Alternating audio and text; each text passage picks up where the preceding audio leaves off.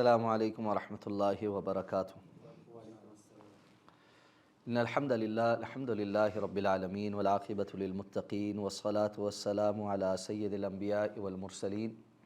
نبینا محمد وعلی آلہ واصحابہ ومن تبعہم بإحسان الی یوم الدین۔ الحمد للہ الذی ہدانا لہذا وما كنا لنہتدی لولا ان ہدانا اللہ رب اشرح لی صدری ویسر لی امری واحلل عقدۃ من لسانی یفقہوا قولی۔ اللہم انفعنا بما علمتنا وعلمنا ما ينفعنا وزدنا علما۔ اللہ تعالیٰ کے فضل و احسان سے ہمارا پہلا پارہ مکمل ہو چکا ہے اور آج دوسرے پارے کا آغاز ہو رہا ہے۔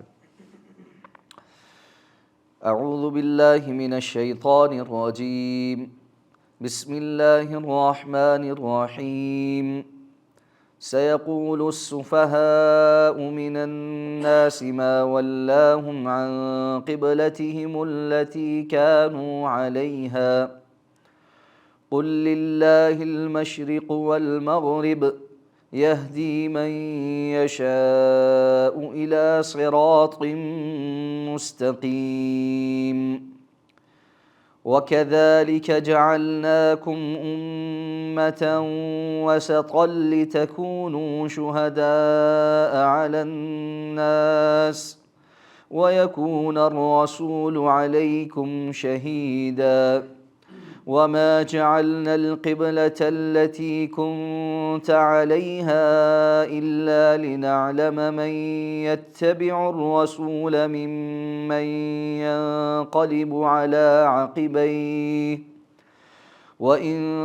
كانت لكبيرة إلا على الذين هدى الله وما كان الله ليضيع إيمانكم إن الله بالناس لرؤوف رحيم قد نرى تقلب وجهك في السماء فلنولينك قبلة ترضاها فول وجهك شطر المسجد الحرام وحيث ما كنتم فولوا وجوهكم شطره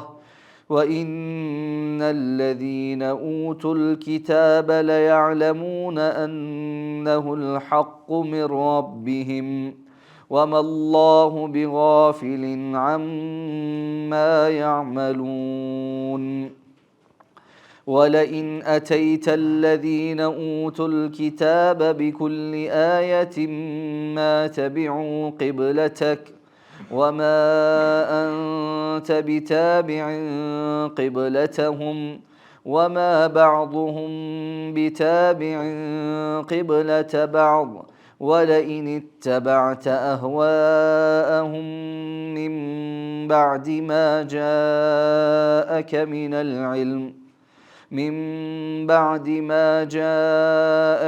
العلم إنك إذا لمن الظالمين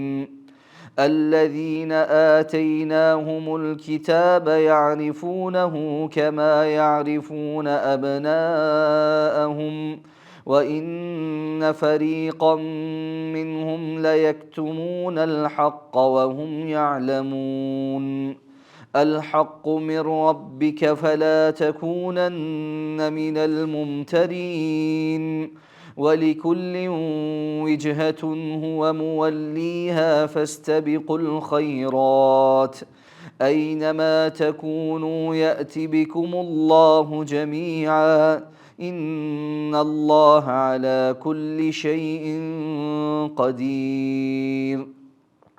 ومن حيث خرجت فول وجهك شطر المسجد الحرام وإنه للحق من ربك وما الله بغافل عما تعملون ومن حيث خرجت فول وجهك شطر المسجد الحرام وحيث ما كنتم فولوا وجوهكم شطره لئلا يكون للناس عليكم حجة إلا الذين ظلموا منهم فلا تخشوهم واخشوني وَلِأُتِمَّ نِعْمَتِي عَلَيْكُمْ وَلَعَلَّكُمْ تَهْتَدُونَ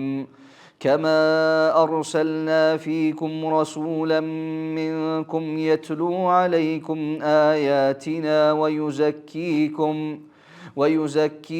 وَيُعَلِّمُكُمُ الْكِتَابَ وَالْحِكْمَةَ وَيُعَلِّمُكُم مَّا لَمْ تَكُونُوا تَعْلَمُونَ سَيَقُولُ السُّفَهَاءُ مِنَ النَّاسِ ان قریب لوگوں میں سے بے وقوف کہیں گے ما ولاہم عن قبلتہم کس چیز نے انہیں ان کے قبلے سے پھیر دیا ہے التی کانوا علیہا جس پر وہ تھے قل کہہ دیجئے للہ المشرق والمغرب اللہ کے لیے ہی ہے مشرق اور مغرب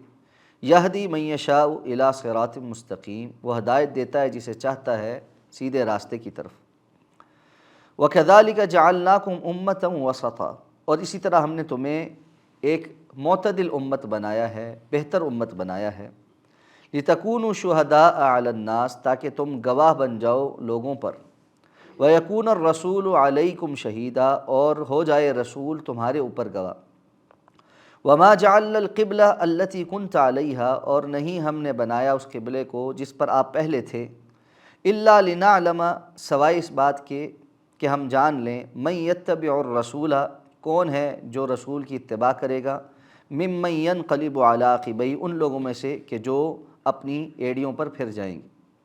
وَإِن كَانَتْ لَكَبِيرَةً اور یقیناً یہ ایک بڑی بات تھی الا سوائے ان لوگوں کے لیے علی الذین ھدی اللہ ان لوگوں پر جو اللہ کی ہدایت پر وما كان اللہ لیضیع ایمانکم اور اللہ رب العزت نہیں ہے تمہارے ایمانوں کو ضائع کرنے والا ان اللہ بالناس لرؤوف الرحیم یقیناً اللہ لوگوں پر بہت زیادہ شفقت کرنے والا نہایت رحم کرنے والا ہے قد نرى تقلب وجهك في السماء یقیناً ہم آپ کے چہرے کا بار بار آسمان کی طرف پھرنا دیکھ رہے ہیں فلنولینک قبلۃ ترضاها تو ہم آپ کو اس قبلے کی طرف ضرور پھیر دیں گے جو آپ کو پسند ہے فول وجهک شطر المسجد الحرام تو پس آپ اپنا چہرہ مسجد حرام کی طرف پھیر لیجیے وحیث ما کنتم اور تم جہاں بھی ہو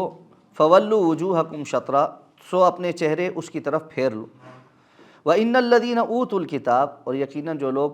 کتاب دیے گئے لیعلمون انہ الحق من ربہم البتہ وہ جانتے ہیں کہ یہ آپ کے رب کی طرف سے حق ہے اور یہ ان کے رب کی طرف سے حق ہے وما اللہ بغافل عما یعملون اور اللہ رب العزت ہرگز اس سے غافل نہیں جو وہ کر رہے وَلَئِنْ أَتَيْتَ الَّذِينَ أُوتُوا الْكِتَابَ اور اگر آپ ان لوگوں کے پاس جنہیں کتاب دی گئی ہے لے آئیں بِكُلِّ آیَةٍ ہر نشانی مَا تَبِعُوا قِبْلَتَكَ وہ آپ کے قبلے کی پیروی نہیں کریں گے وَمَا أَنْتَ بِتَابِعٍ قِبْلَتَهُمْ اور نہ ہی آپ ان کی قبلے کی پیروی کرنے والے ہیں وَمَا بَعْضُهُمْ بِتَابِعٍ قِبْلَةَ بَعْضٍ اور نہ ہی ان میں سے بعض کسی دوسرے کے آپس میں ایک دوسرے کے قبلے کی پیروی کرنے والے ہیں وَلَئِنِ اتَّبَعْتَ أَهْوَاءَهُمْ اور اگر آپ نے ان کی خواہشات کی اتباع کی مِن بَعْدِ مَا جَاءَكَ مِنَ الْعِلْمِ بعد اس کے کہ آپ کے پاس علم آ چکا إِنَّكَ إِذًا لَمِنَ الظَّالِمِينَ یقیناً آپ ظالموں میں سے ہو جائیں گے الَّذِينَ آتَيْنَاهُمُ الْكِتَابَ وہ لوگ جنہیں ہم نے کتاب دی ہے یعرفونہ وہ اسے جانتے ہیں کما یعرفون ابناءہم جیسے کہ وہ اپنے بیٹوں کو جانتے ہیں یا پہچانتے ہیں وَإِنَّ فَرِيقًا مِّنْهُمْ اور یقیناً ان میں سے ایک گروہ ایسا ہے لَيَكْتُمُونَ الْحَقَّ کہ البتہ وہ حق کو چھپاتے ہیں وَهُمْ يَعْلَمُونَ حالانکہ وہ جانتے ہیں الحق من ربک یہ حق ہے آپ کے رب کی طرف سے فلا تکونن من الممترین تو ہرگز شک کرنے والوں میں سے نہ ہوں وَلِكُلٍّ وِجْهَةٌ ہر ایک کے لیے ایک سمت ہے ہوا مولیہا جس کی طرف وہ منہ پھیرنے والا ہے فاستبقوا الخیرات سو نیکیوں میں ایک دوسرے سے آگے بڑھو اینما تکونوا تم جہاں کہیں بھی ہوگے یأتی بکم اللہ جمیعا اللہ تمہیں اکٹھا کر کے لے آئے گا ان اللہ علی کل شیء قدیر یقینا اللہ تعالیٰ ہر چیز پر قادر ہے ومن حیث خرجت فول وجهک شطر المسجد الحرام تو آپ جہاں سے بھی نکلیں اپنا چہرہ مسجد حرام کی طرف پھیر لیں وَإِنَّهُ لَلْحَقُّ مِن رَبِّكَ، اور بلا شبہ یہی آپ کے رب کی طرف سے حق ہے۔ وَمَا اللَّهُ بِغَافِلٍ عَمَّا تَعْمَلُونَ، اور اللہ رب العزت ہرگز غافل نہیں ہے جو تم کرتے ہو۔ وَمِنْ حَيْثُ خَرَجْتَ فَوَلِّ وَجْهَكَ شَطْرَ الْمَسْجِدِ الْحَرَامِ، تو آپ جہاں سے نکلیں اپنا چہرہ مسجد حرام کی طرف پھیر لیں۔ وَحَيْثُ مَا كُنْتُمْ، اور تم سب بھی جہاں پر بھی ہو، فَوَلُّوا وُجُوهَكُمْ شَطْرًا، اپنے چہروں کو مسجد حرام کی طرف اپنے چہروں کو اس کی طرف پھیر لو۔ لِأَلَّا يَكُونَ لِلنَّاسِ عَلَيْكُمْ حُجَّةٌ، تاکہ لوگوں کے پاس تمہارے خلاف کوئی حجت نہ رہ جائے۔ إِلَّا الَّذِينَ ظَلَمُوا مِنْهُمْ، سوائے ان میں سے جو ظلم کرنے والے ہیں۔ فَلَا تَخْشَوْهُمْ وَاخْشَوْنِي، تو پس تم ان سے نہ ڈرو اور مجھ سے ڈرو۔ وَلِأُتِمَّ نِعْمَتِي عَلَيْكُمْ، اور میں تم پر اپنی نعمت پوری کروں گا۔ وَلَعَلَّكُمْ تَهْتَدُونَ، اور تاکہ تم ہدایت پالو۔ كَمَا أَرْسَلْنَا فِيكُمْ رَسُولًا مِّنْكُمْ، جس طرح ہم نے تم میں ایک رسول تمہیں میں سے بھیجا ہے۔ یتلو علیکم آیاتنا، وہ تم پر ہماری آیات تلاوت کرتا ہے۔ ویزکیکم، اور تمہارا تزکیہ کرتا ہے۔ ویعلمکم الکتاب والحکمہ، اور تمہیں کتاب و حکمت کی تعلیم دیتا ہے۔ ویعلمکم، اور تمہیں اس بات کا علم دیتا ہے ما لم تکونوا تعلمون، جو تم نہیں جانتے تھے۔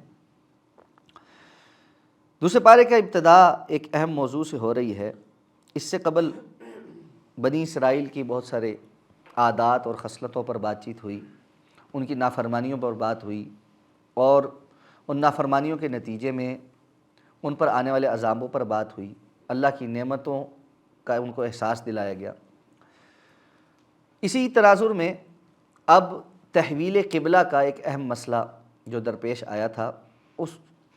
سیاق و سباق میں یہ آیات نازل ہوئیں۔ تحویل قبلہ کیا ہے؟ تحویل کہتے ہیں بدل دینا، پھیر دینا، قبلے کا رخ پھیر دینا۔ تحویل قبلہ یعنی قبلے کا رخ پھیر دینا۔ رسول اللہ صلی اللہ علیہ وسلم 16 یا 17 ماہ بیت المقدس کی طرف رخ کر کے نماز پڑھتے رہے، یعنی ہجرت کے بعد 16-17 ماہ آپ بیت المقدس کی طرف ہی رخ کر کے نماز پڑھتے تھے، اور اللہ رب العزت نے بیت المقدس کو مسلمانوں کا قبلہ بھی یعنی بنایا تھا۔ اب اللہ کے رسول صلی اللہ علیہ وسلم چونکہ حضرت ابراہیم علیہ السلام کی دعا بھی تھے، اور اصل جو قبلہ تھا، جو حضرت ابراہیم علیہ السلام کا قبلہ تھا، وہ بیت اللہ تھا، اس لیے آپ کی دلی خواہش یہ تھی کہ مسلمانوں کا قبلہ بھی بیت المقدس کے بجائے بیت اللہ ہو جائے، اور اسی چیز کا تذکرہ ان آیات میں ہے کہ قد نرا، اللہ رب العزت آپ کے چہرے کو دیکھ رہا ہے کہ جو بار بار آسمان کی طرف اٹھ رہا ہے، کہ آپ دل کے اندر یہ خواہش رکھتے ہیں، چاہتے ہیں کہ بیت المقدس سے آپ کا قبلہ جو ہے وہ بدل کر بیت اللہ کر دیا جائے۔ تو اب اللہ رب العزت کی طرف سے یہ حکم نازل ہو گیا کہ آپ بیت المقدس کے بجائے بیت اللہ کی طرف رخ کیجیے۔ رسول اللہ صلی اللہ علیہ وسلم نے جو پہلی نماز بیت اللہ کی طرف قبلے کی سمت رخ کر کے پڑھی ہے وہ نماز عصر تھی، اور صحابہ کرام ظاہر بات ہے مسجد نبوی سے ہٹ کر اور مساجد میں بھی نماز پڑھتے تھے۔ قباء میں، آج بھی سعودی عرب میں مسجد قبلتین موجود ہے،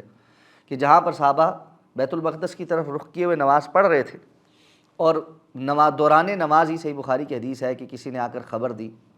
کہ اللہ کے رسول صلی اللہ علیہ وسلم پر گزشتہ روز یہ آیات نازل ہو چکی ہیں، کہ وہ فجر کی نماز پڑھ رہے تھے کہ قبلہ جو ہے وہ تبدیل ہو گیا، اور تم لوگ بھی اپنا رخ اب بیت اللہ کی طرف موڑ۔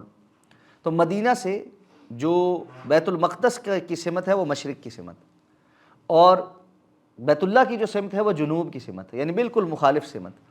تو پھر صحابہ کرام نے اسی حالت میں اپنے رخ نماز کے دوران بدل لی۔ اس سے یہ بھی پتہ چلتا ہے کہ ایک تو یہ کہ بعض احکامات ایسے ہیں جو قرآن مجید میں موجود نہیں ہیں، لیکن اللہ کے رسول صلی اللہ علیہ وسلم کے پاس بطور حکم موجود تھے اور آپ صلی اللہ علیہ وسلم پر عمل کرتے تھے۔ جیسے بیت المقدس کا قبلہ ہونا، اس کا تذکرہ قرآن مجید میں کہیں نہیں، قرآن مجید کی کسی آیت میں نہیں ہے کہ پہلے اللہ رب العزت نے بیت المقدس کو قبلہ بنایا تھا، وہ حکم موجود تھا، اور فلاں آیت میں وہ حکم تھا کہ جی آپ بیت المقدس کی طرف رخ کر کے نماز پڑھیں۔ لیکن جب بیت اللہ کو قبلہ بنایا تو اللہ رب العزت نے اس کا حکم نازل فرما دیا۔ آپ صلی اللہ علیہ وسلم نے اپنی پچھلی روٹین چھوڑ کر اس روٹین کو اختیار کر لی۔ تو اس سے یہ پتہ چلتا ہے کہ بہت سارے ایسے احکامات بھی شریعت کا حصہ ہیں جو آپ صلی اللہ علیہ وسلم پر اللہ رب العزت کی طرف سے وحی کی صورت میں آتے تو تھے، لیکن وہ حدیث کی حیثیت رکھتے تھے، آپ تک وہ پیغام پہنچایا جاتا تھا، لیکن اس کو قرآن مجید کا حصہ نہیں بنایا۔ بہت سے وہ لوگ جو یہ اعتراض کرتے ہیں کہ نہیں، جو کچھ صرف قرآن میں ہے ہم صرف اس کو مانیں گے، باقی کسی بات کو نہیں مانیں گے، قرآن ہی اصل ہے اور حدیث کی کوئی حیثیت نہیں ہے، ان کے لیے ایسے تمام جو افعال اور اعمال ہیں جن کا بعد میں قرآن مجید میں کسی اور وجہ سے، منسوخ ہونے کی وجہ سے یا ناسخ ہونے کی وجہ سے ذکر ہے اور پچھلی والی بات کا ذکر نہیں ہے، تو وہ جو حکم جس طرح تحویل قبلہ ہے، اس سے پہلے جو بیت المقدس والا قبلہ تھا اس کا تذکرہ کہاں ہے؟ اس کا یقیناً تذکرہ موجود نہیں قرآن مجید میں۔ تو اللہ کے رسول صلی اللہ علیہ وسلم اس میں قرآن مجید کی آیت نہ ہونے کے باوجود اگر اس پر عمل کرتے رہے اور صحابہ کرام بھی آپ کے ساتھ عمل کرتے رہے، تو اس کا مطلب یہ ہے کہ قرآن سے ہٹ کر بھی جو بات اللہ کے رسول صلی اللہ علیہ وسلم بتلائیں وہ ویسے ہی حجت ہے جیسے قرآن مجید کی آیت حجت ہے، صرف اب بات اتنی ہے کہ وہ بات رسول اللہ صلی اللہ علیہ وسلم تک پایہ ثبوت تک پہنچتی۔ دوسری بات یہ کہ حضرت عبداللہ ابن عباس رضی اللہ تعالیٰ عنہما فرماتے ہیں کہ پہلا جو حکم منسوخ، ناسخ اور منسوخ کا جو حکم ہے نا، اس میں تحویل قبلہ پہلا حکم، یعنی پہلا جو حکم منسوخ ہوا اور اس کی جگہ جو ہے نا ناسخ حکم آ گیا، وہ یہ والی آیات ہیں کہ جس میں بیت المقدس کو قبلہ جو ہے اس کی حیثیت منسوخ کر دی گئی اور بیت اللہ کی حیثیت بطور قبلہ مقرر کر دی گئی۔ تو اب ایک سوال یہ سب سے پہلے اللہ نے فرمایا کہ حکم آنے سے بھی پہلے کہ آپ کو یہ جو حکم دیا جانے والا ہے، بیوقوف قسم کے لوگ یہ کہیں گے کہ ان کو کیا ہو گیا ہے کہ انہوں نے نیا قبلہ اختیار کر لیا، کیا وہ جو پچھلا قبلہ تھا اس میں کوئی خرابی ہو گئی ہے، یا یہ کہ وہ اللہ کا گھر نہیں ہے، یا وہ برکتوں والی جگہ نہیں ہے، کیا وہاں انبیاء نہیں تھے، کیا جو پہلے نمازیں پڑھی تھیں وہ خراب ہو گئی ہیں، یعنی اس قسم کی جو باتیں لوگ زبان سے کہتے ہیں، اور آج بھی بہت سارے لوگ شریعت کے احکامات کے حوالے سے بہت ساری باتیں اس طرح کی کرتے رہتے ہیں۔ تو اللہ تعالیٰ فرمائیں گے، وہ کہیں گے کہ ما واللہ عن قبلتہم التی کانوا علیہا، ان کو کیا ہو گیا ہے، کس چیز نے ان کو پچھلے قبلے سے پھیر دیا ہے؟ آپ یہ کہیے للہ المشرق والمغرب، اللہ کے لیے ہیں مشرق اور مغرب، اللہ کا حکم تھا وہاں رخ کر کے نماز پڑھو، اللہ کا ہی حکم ہے اس طرف رخ کر کے نماز پڑھو۔ کوئی سمت در حقیقت خود سے معزز نہیں جب تک کہ اللہ کا رب العزت کا حکم نہ ہو۔ اللہ کے حکم کی اطاعت اور فرمانبرداری میں اس رخ پر نماز پڑھی جاتی تھی، اللہ کے حکم کی اطاعت اور فرمانبرداری میں ہی اس رخ پر نماز پڑھی جائے گی۔ در حقیقت یہ ہر اس چیز سے متعلق جواب ہے جہاں پر لوگ بلا وجہ اپنی عقل فٹ کرنے کی کوشش کرتے کہ بھئی ہمیں اس پر کوئی لاجیکل جو ہے نا جواب چاہیے کہ یہ چیز کیوں ہے۔ سب سے اہم ذات یہ ہے کہ یہ اللہ کا حکم، مومن کو یہ بات سمجھ آ جاتی ہے کہ اللہ کا حکم اصل معنی رکھتا ہے، اطاعت اصل معنی رکھتی ہے، وگرنہ باقی ہر چیز کے پیچھے تو لاجک نہیں ہو سکتی، سوائے اس کے کہ اللہ رب العزت انسان سے ان اعمال کے ذریعے سے اس کے ایمان کے دعوے کی پرکھ جاننا چاہتے ہیں۔ جو بعض لوگ یہ سوال کرتے ہیں، جانور کے گلے پر چھری پھیرنے سے اللہ کو کیا مل رہا ہے؟ بھائی اللہ رب العزت کہتے ہیں مجھے تو نہ خون پہنچتا ہے نہ گوشت پہنچتا ہے، وَلَٰكِن يَنَالُهُ التَّقْوَىٰ مِنْكُمْ، لیکن اصل بات یہ ہے اللہ تک تمہارا تقویٰ پہنچتا ہے۔ کس نے کس تقوی سے، للہیت سے اللہ رب العزت کے حکم کی اطاعت کرتے ہوئے یہ کام کیا ہے؟ وگرنہ اگر بات یہ ہے کہ نماز کی جو ظاہری کیفیت ہے، جو اس کے اٹھنے اور بیٹھنے کی جو معاملات ہیں، اس میں کیا ہے، مگر اگر اچھا بعض لوگوں نے اس کی توجیہ نکالنے کی کوشش کی ہے کہ جی ایسے کھڑے ہوتے ہیں تو بلڈ پریشر ایسے ہو جاتا ہے، رکوع میں جاتے ہیں تو مورے سیدھے ہو جاتے ہیں، سجدے میں جاتے ہیں تو سر میں خون جاتا ہے فلاں۔ بھائی یہ باتیں ساری کی ساری بلا وجہ ایک تکلف۔ اگر آپ کو ایکسرسائز کی بات ہے تو شاید آپ کو آج کی میڈیکل سائنس یہ پروف کر دے کہ اس پوسچر سے زیادہ بہتر پوسچر، یعنی اگر آپ رکوع میں اتنا جھک رہے ہیں تو آپ کو تھوڑا سا اور جھکنا چاہیے، کچھ ہو سکتا ہے نا۔ تو وہ حکمتیں نہیں ہیں، اور ہم بلا وجہ اس قسم کی حکمتیں جو ہے نا وہ تلاش کر کر کے لوگوں تک پہنچانے کی کوشش کرتے ہیں۔ دیکھیں اسلام بڑا حکیمانہ ہے، ٹھیک ہے، اگر کوئی حکمت ثابت ہو جائے، کوئی بات نکل آئے تو یہ ایک علیحدہ بات، وگرنہ اصل لاجک یہ نہیں ہے۔ بعض لوگ روزے کے حوالے سے جو ہے نا وہ بڑی جو ہے نا یہ انسان کو سال میں ایک مرتبہ اتنے دن تک اس ٹائم تک جو ہے نا ایک بھوک پیاس کی ضرورت ہوتی ہے، یہ ڈیٹاکس ہوتا ہے، فلاں ہوتا ہے، ایسے ہوتا ہے ویسے، ٹھیک ہے ہوتا ہوگا، لیکن اصل بات یہ نہیں۔ اصل بات یہ ہے کہ جو اسلام کا حکم ہے، اللہ کی اطاعت اور فرما برداری کا حکم ہے، وہ کرنا ہے۔ وگرنہ آپ یہ کہیں کہ اللہ کا حکم ہے مال خرچ کرو، بھائی مجھے تو نقصان ہوتا ہے، ظاہراً تو نقصان ہوتا ہے کہ آپ مال خرچ کر رہے ہیں، یہ تو اللہ کا وعدہ ہے نا، اللہ اس کو بڑھا دے گا۔ دنیا میں تو کسی قاعدے سے آپ پروو نہیں کر سکتے لاجیکلی کہ بھئی میں نے تو اپنے پاس موجود چیز دے دی کسی کو، اب میرے پاس کہاں سے آئے گی؟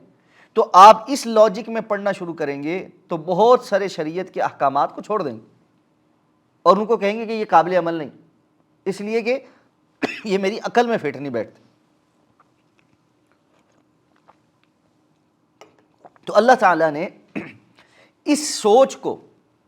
کہ اپنی سوچ کے مطابق چیزوں کو پروو کرنے کی کوشش کرنا اور اس میں مین میخ نکالنا، اس کو بے وقوفانہ سوچ قرار دی۔ سیقول السفہاء، سفہاء کہتے ہیں بے وقوف لوگ، جن کو یہ سمجھ نہیں آئی آج تک کہ دین اصل میں اللہ کی اطاعت اور فرما برداری کا نام، اور یقیناً دین کے اندر حکمتیں ضرور ہیں، اس سے انکار نہیں ہے، لیکن بسا اوقات انسان کی سمجھ میں وہ حکمت آ جاتی ہے اور بسا اوقات نہیں آتی۔ اگر حکمت سمجھ آئے گی وہ صرف تبھی عمل کرے گا، اگر اس کی سوچ میں وہ حکمت نہیں ہے یا اس کا علم کم ہے یا اس کا ایکسپوئر کم ہے تو پھر کیا ہوگا؟ پھر وہ ایمان نہیں لائے۔ تو اس لیے ایمان پورا پورا لے کر آئے۔ تو مشرق مغرب اللہ کے ہیں، اب ساتھ میں فرمایا یہدی من یشاء الی صراط مستقیم، صراط مستقیم کی طرف اللہ جسے ہدایت دے وہی ہدایت پہ آ سکتا ہے، اللہ ہی جسے ہدایت دیتا ہے۔ تو فرمایا ہم نے اس طرح آپ کو ایک بڑی معتدل امت بنایا ہے، وسطا امتا وسطا۔ اس امت کا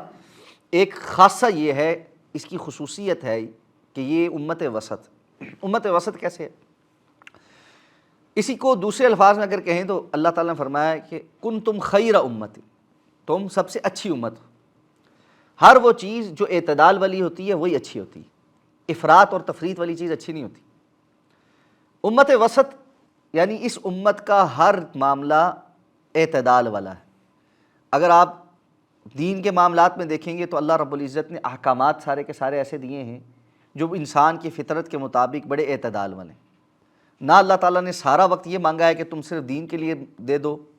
اور دنیا کے سارے کام چھوڑ دو، نہ اللہ نے یہ کہا ہے کہ دین کو بالکل چھوڑ کر سارا ہفتہ تم دنیا داری کرو، ایک دن آ کر جو ہے نا وہ صرف جو ہے نا کچھ پریئرز وغیرہ پڑھ لینا تو اللہ کا حق ادا ہو جائے گا۔ یہ ایک اعتدال ہے۔ ہر لمحے میں زندگی کے ہر معاملے کے اندر انسان کی خواہشات جبلت اس کے مطابق اللہ نے ایک بیلنس دین دیا ہے، اور دین کے ہر حکم میں اللہ رب العزت نے انسان کے لیے آسانی رکھی۔ تو فرمایا تمہاری جو امت ہے یہ امت وسط۔ اس امت کے امت وسط ہونے کے ساتھ ایک اور وصف ہے جو اس کو سب سے بہترین بناتا ہے، اور وہ کیا ہے؟ لِتَكُونُوا شُهَدَاءَ عَلَى النَّاسِ، تاکہ تم لوگوں کے اوپر گواہ ہو جاؤ۔ اس گواہی کا تعلق کس چیز کے ساتھ ہے؟ جہاں دوسری آیت فرمائی کہ کنتم خیر امت اخرجت للناس، تم بہترین امت ہو جو لوگوں کے لیے نکالے گئے، تأمرون بالمعروف وتنہون عن المنکر، تم نیکی کا حکم دیتے ہو اور برائی سے روکتے ہو۔ یعنی وہ کام جو سابقہ امتوں میں صرف انبیاء کی ذمہ داری تھا، وہ کام اللہ تعالیٰ نے اس امت کی ذمہ داری کر دیا۔ یعنی اس امت کی بہترین ہونے کی وجہ یہ ہے کہ یہ نبیوں والا کام کرتی، اور نبیوں کے منہج پر ہونے کی وجہ سے اللہ تعالیٰ نے اس کو ایک فضیلت عطا فرمائی۔ اب یہ جو گواہی ہے یا یہ جو نیکی اور کا حکم دینا ہے، برائی سے روکنا ہے، اس کے مختلف مرحلے ہیں۔ اللہ نے فرمایا لِتَكُونُوا شُهَدَاءَ عَلَى النَّاسِ وَيَكُونَ الرَّسُولُ عَلَيْكُمْ شَهِيدًا، تم لوگوں پر گواہ ہو جاؤ اور رسول تمہارے اوپر گواہ ہو جائیں۔ اس گواہی کی مختلف سٹیجز۔ پہلی سٹیج یہ ہے کہ اللہ کے رسول صلی اللہ علیہ وسلم اس امت کے اوپر گواہ ہیں کہ انہوں نے اللہ رب العزت کی طرف سے جو کچھ نازل ہوا اس امت تک پہنچایا۔ اسی لیے اللہ کے رسول صلی اللہ علیہ وسلم نے حجۃ الوداع کے موقع پہ صحابہ کرام کو مخاطب کر کے اس بات کی گواہی لے لی تھی، الا هل بلغت، لوگو بتاؤ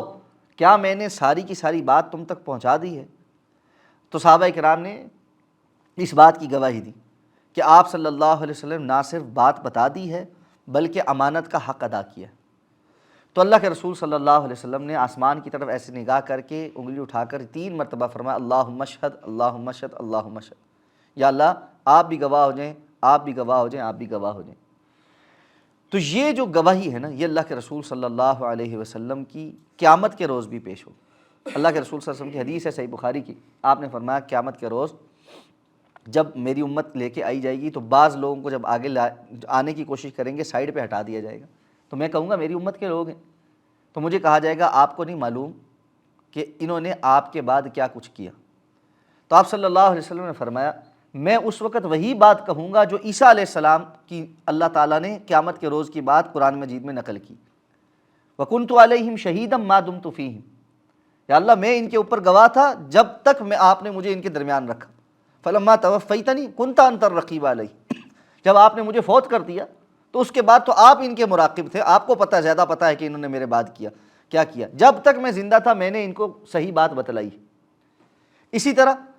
ہر دور کے مسلمانوں کی یہ گواہی کہ انہوں نے پورے کا پورا دین آنے والی نسلوں تک منتقل کیا، صحابہ کرام نے پورے کا پورا دین تابعین تک منتقل کیا، تابعین نے تبع تابعین تک، اور یہ سلسلہ قیامت تک چلتا رہے گا کہ کتاب و سنت کا علم اللہ رب العزت کی طرف سے علماء کے ذریعے سے اس امت تک پہنچتا رہے۔ تو ایک گواہی یہ ہے لِتَكُونُوا شُهَدَاءَ عَلَى النَّاسِ، تاکہ تم لوگوں کے اوپر گواہ ہو جاؤ۔ دوسری گواہی کیا ہے؟ دوسری گواہی امت محمدیہ صلی اللہ علیہ وسلم سابقہ انبیاء کے حق میں گواہی دے گی، اور یہ ایک بہت بڑا منصب ہے جو اللہ رب العزت نے قیامت کے دن امت محمدیہ کو عطا فرمایا۔ صحیح بخاری کی حدیث ہے، رسول اللہ صلی اللہ علیہ وسلم فرمایا اللہ تعالیٰ قیامت کے روز حضرت نوح علیہ السلام کو بلائیں اور ان سے پوچھیں گے کہ کیا آپ نے جو ذمہ داری آپ کے اوپر لگائی گئی تھی، آپ گواہی دیتے ہیں آپ نے وہ پوری کر دی؟ حضرت نوح علیہ السلام کہیں گے یا اللہ آپ نے جو ذمہ داری میرے ذمہ لگائی تھی میں وہ پوری کر چکا۔ نوح علیہ السلام کی قوم سے جب پوچھا جائے گا تو وہ تو دنیا میں بھی جھوٹے تھے، اس وقت بھی جھوٹ بولے، کہیں گے اللہ آپ نے ہماری طرف کوئی نبی بھیجا ہی نہیں۔ اللہ کے رسول صلی اللہ علیہ وسلم نے فرمایا اللہ تعالیٰ حضرت نوح علیہ السلام سے فرمائیں گے آپ کا گواہ کون ہے، کیونکہ قیامت کا دن ہے، آج تو فیصلہ ہونا ہے، ایک بندہ انکار ہو جائے تو اس کی گواہی کون دے گا؟ تو اللہ کے رسول صلی اللہ علیہ وسلم نے فرمایا حضرت نوح علیہ السلام کہیں گے میری گواہ امت محمدیہ صلی اللہ علیہ وسلم صلی اللہ علیہ وسلم، اور اس وقت اللہ کے رسول صلی اللہ علیہ وسلم نے فرمایا کہ میری امت اللہ کی طرف سے جو ان تک کتاب پہنچی تھی جس کے اندر نوح علیہ السلام کا تذکرہ موجود، اس کی وجہ سے گواہی دے گی کہ یا اللہ آپ نے نوح علیہ السلام کو ان کی قوم کی طرف بھیجا تھا اور انہوں نے پورا اپنے کا ذمہ داری پوری کی تھی۔ یہ ہے سابقہ امتوں کی اوپر جو لِتَكُونُوا شُهَدَاءَ عَلَى النَّاسِ، تاکہ تم لوگوں کے اوپر گواہ بن جاؤ۔ اور تیسری گواہی وہ دنیا کے اندر ہم ایک دوسرے کے بارے میں جو گواہی دیتے، جس کے متعلق حدیث میں ہے رسول اللہ صلی اللہ علیہ وسلم نے دو جنازے گزرے، لوگوں نے ایک کی تعریف کی ایک کی بدخوئی کی، آپ نے دونوں باتیں سن کے فرمایا وجبت، واجب ہوگا۔ آپ سے پوچھا گیا کیا واجب ہوگی؟ آپ صلی اللہ علیہ وسلم نے فرمایا جس کی تم نے تعریف کی اس کے اوپر اللہ نے تمہاری اس گواہی کو قبول کرتے ہوئے جنت واجب کر دی، اور جس کی تم نے بدخوئی کی تمہاری اس گواہی کو قبول کرتے ہوئے اللہ تعالیٰ نے اس کے اوپر جہنم واجب کر دی۔ اور پھر فرمایا انتم شہداء اللہ فی الارض، تم زمین میں اللہ کے گواہ۔ اس لیے یہ تیسری گواہی، اور یہ گواہی پیسے دینے سے نہیں بندہ خرید سکتا، یہ گواہی بندہ کسی کو رشوت دینے سے نہیں خرید سکتا۔ یہ معاملات صرف اس وقت تک ہوتے ہیں جب تک بندے کے پاس اقتدار ہے، وہ بیٹھا ہوا ہے، وہ کسی کو پوچھ سکتا ہے۔ جب مر گیا تو پھر نہ کسی کو پوچھ سکتا ہے، نہ اس سے کچھ حاصل کسی کو ہونا ہے۔ اب جو لوگوں کی زبان پہ جاری ہوگا نا وہ حق سچ ہی ہوگا۔ زندگی میں ممکن ہے آپ کسی کی تعریفیں جھوٹی تعریفیں کرتے ہو کہ آپ کو اس سے کوئی مطلب ہو، زندگی میں مطلب ہے کہ جی وہ نقصان پہنچائے گا اس لیے اس کے بارے میں کچھ نہیں بولنا، لیکن جب وہ چلا گیا نا اب ہر کوئی شعر ہے، اب ہر کوئی بولے گا، اور وہ وہی بولے گا جو اصل بات ہوگی، اور اللہ تعالیٰ لوگوں کی زبان پر بھی وہی بات جاری کروا دیتے ہیں جو اصل ہوتی۔ اس لیے وہ حدیث بھی سامنے رکھیں کہ اللہ تعالیٰ جبریل کو بلاتے ہیں اور جس سے محبت کرتے ہیں، اور ساری مخلوق پھر آسمان والی بھی محبت کرتی ہے، پھر زمین کے اندر